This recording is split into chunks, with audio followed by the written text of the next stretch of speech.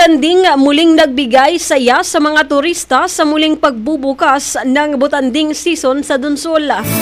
Ang buong detalye ng balita nasa linya sa Backbow Patrol number 24, SM Alvin Lozano.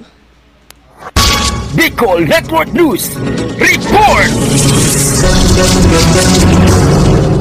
Matapos ang matyagang paghihintay, muling bumida ang mga higanting butanding sa baybayin ng Dunsol, Sorsogon. Ngayong araw, 10 bangka ang lumusong sa dagat at bawat isa ay nakasaksi ng di malilimutang pakikitagpo sa mga kahangahangang nilalang na ito. Sa kislap ng araw at linaw ng tubig, nagmistulang isang ingranding palabas ang paglitaw ng mga gentle giants sa kanilang natural na tahanan. Ang Dunsol ay muling pinatunayan na isa sa pinakamahusay na destinasyon sa buong mundo para sa ecotourism at responsible wildlife interaction. Samantala, muling nanawagan si Ginoong Don Llagas, Tourism Officer ng Dunsol, na huwag palampasin ang pagkakataong masaksihan ang hiwaga ng kalikasan. Aniya, dapat bawat isa ay maranasan ang isang adventure na puno ng saya, puno ng pangarap at pagkamangha sa puso ng Sorsogon. Kasama mo sa pagbabalita para sa Bicol Network News, Backbow Patrol numero 24, Alvin Lozano, tatak tunay na serbisyo.